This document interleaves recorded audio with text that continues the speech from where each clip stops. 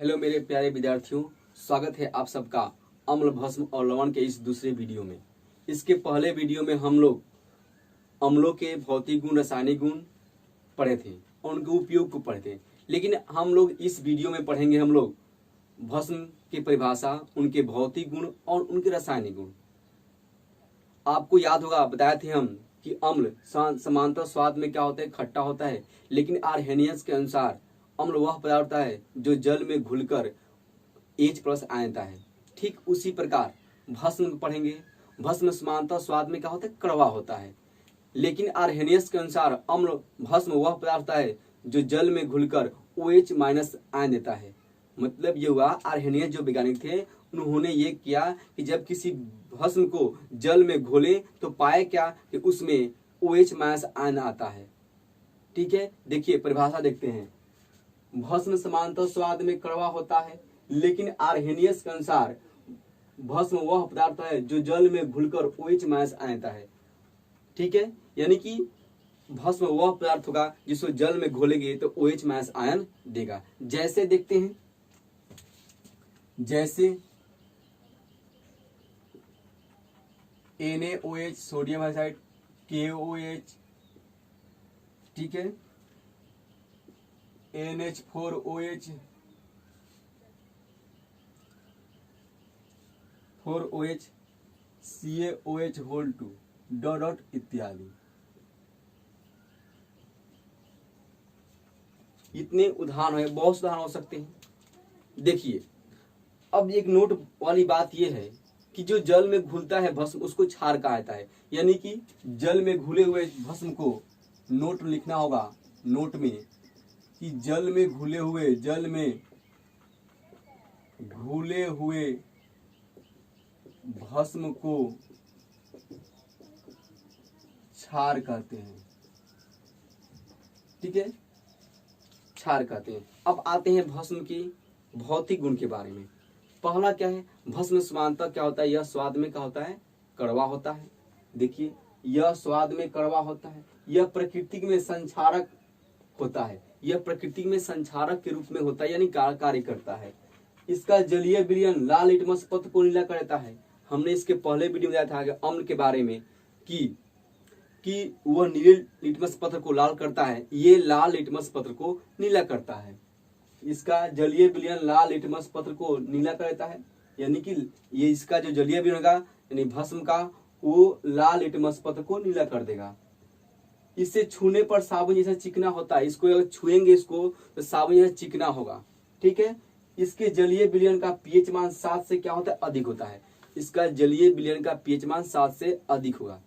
और हमको याद है, आपको भी याद होगा कि अम्लीय विलयन का pH मान 7 से क्या होता है, कम होता है, और इसका जलीय विलयन 7 से अधिक होता है। इसका जलीय विलयन विद्युत का सुचालक होता है। मतलब इसको जल में घोलेंगे तो उसका जो विलयन बनेगा वो क्या होगा, विद्युत का सुचालक होगा।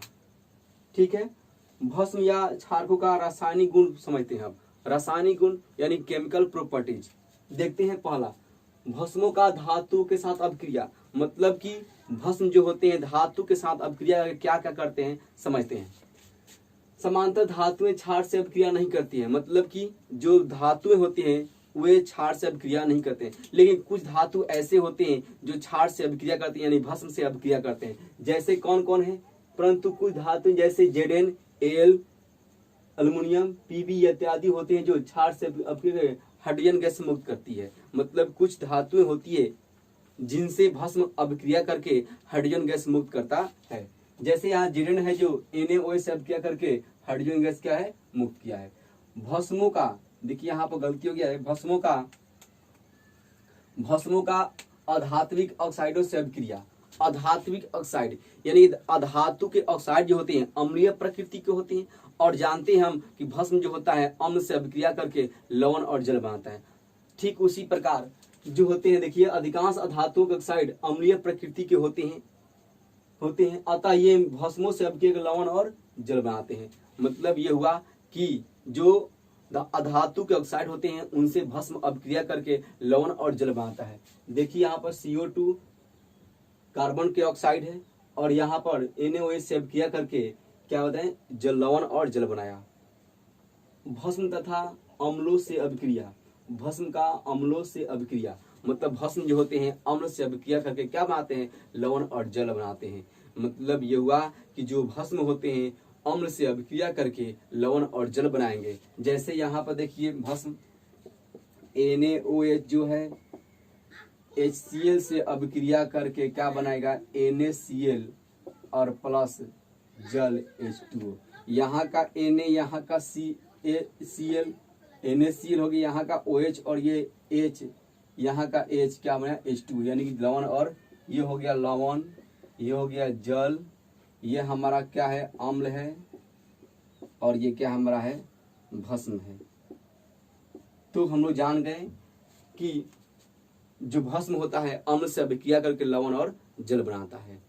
आप इसका एक स्क्रीनशॉट लीजिए और उसको नोट कीजिए और इसको याद कीजिए।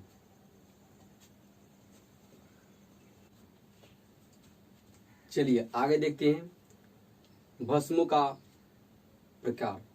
ठीक है, पहले भस्म को घुलने या विलेयता के आधार पर दो भागों में बांटा गया है। घुलने या विलेयता के आधार पर दो भागों में बांटा गया है। एक होता है जल में विलय और एक होता है जल में अविलय। देखते हैं, देखिए भस्मों या क्षारकों का वर्गीकरण। जल में विलेयता के आधार पर भस्म दो प्रकार के होते हैं। मतलब कि एक भस्म होता है जो जल में घुल जाता है और एक भस्म होता है जो जल में नहीं घुलता है। दो भागों में बांटा गया है। पहला जल में विलय क्षारक या भस्म। वैसे भस्म जो जल में विलय होते हैं उन्हें क्षार कहा जाता है। मतलब कि जो कुछ ऐसे भी भस्म होते हैं कि जो जल में आसानी से घुल जाते हैं उन्हें क्षार कहते हैं। जैसे देखिए यहाँ पर sodium hydroxide NaOH, potassium hydroxide KOH, ऐसे बहुत ही उदाहरण हो सकते हैं। ठीक है। दूसरा होता है जल में अविलय क्षारक या भस्म। अनेक अधातु के ऑक्साइड एवं हाइड्रोक्साइड जल में अविलय होते हैं। मतलब ये हुआ धातु के कुछ ऐसे ऑक्साइड होते हैं, कुछ ऐसे हाइड्रोक्साइड होते हैं जो जल में क्या होते हैं, अविलय होते हैं। परंतु वे उनमें एक खासियत होती है कि वे अम्लों से अभिक्रिया करके लवण और जल बनाते हैं।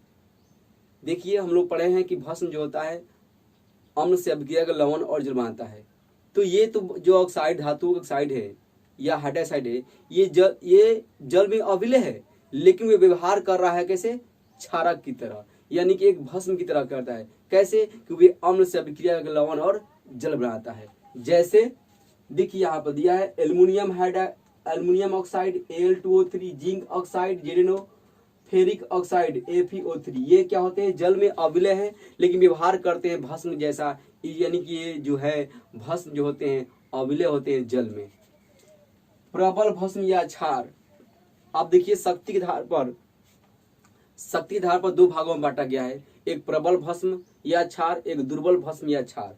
प्रबल भस्म क्या होता है कि वैसे देखिए वैसे भस्म जो जलीय विलयन में पूर्णतः आनिकित होकर अधिक मात्रा में OH मास आता है। मतलब ये हुआ कि अगर हम किसी भस्म या क्षारक को अगर जल में घोले और वो पूर्णतः आनिकित होकर OH मास अधिक मात्रा में दे तो उसको बोलते हैं हम लोग प्रबल भस्म या क्षारक।